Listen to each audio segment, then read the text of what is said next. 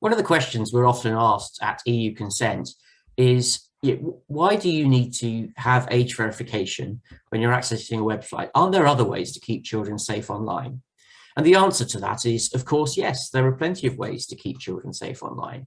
Fundamentally, one of the most important things you can do for your children is to educate them, to warn them about the dangers of the online world, and to suggest to them that if they see anything that worries them or disturbs them, that they should talk to an adult, their parent, a teacher, or somebody else they trust.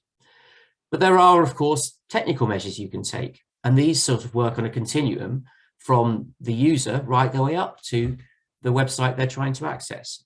So if we start at the user level, it might be possible to put some software onto the device that the child is using, the equivalent of software you may have heard of like NetNanny. And this is software that patrols the device to make sure that the child isn't accessing anything that is listed or is found through its artificial intelligence to perhaps present some risk of harm to the child. The next level up is at the browser level, where you could, for example, institute things like safe search, which is something that Google offers on its search.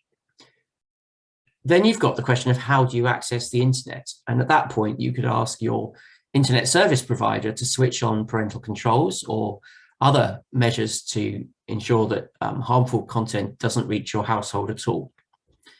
And then beyond that, we're looking obviously at the platforms.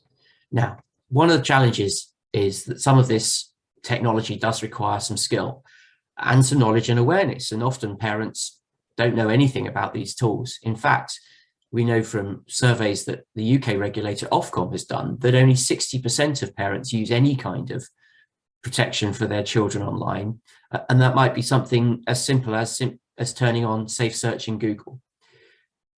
So if we're going to look after our children when they go online, we need to use a combination of all of these measures. And the one measure which is really missing at the moment is that platform level, the level that's implemented at the site. And of course, it's only the websites themselves that can possibly know what is on their site and what might be harmful to children. And so which areas of their site they ought to protect so children can't stumble across them.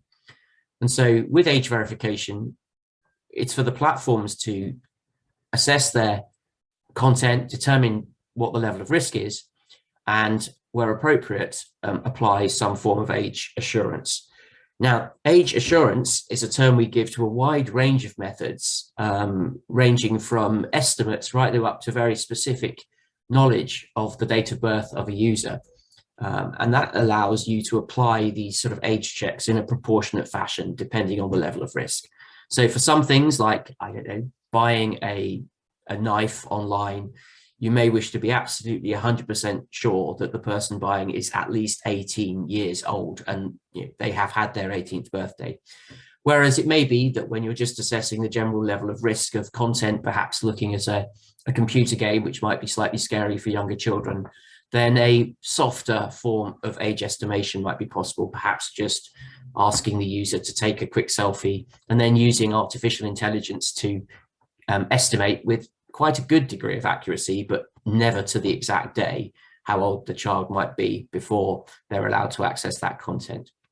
So that's how age assurance can work, both in the home and on your router, and at the level of the platform. Thank you.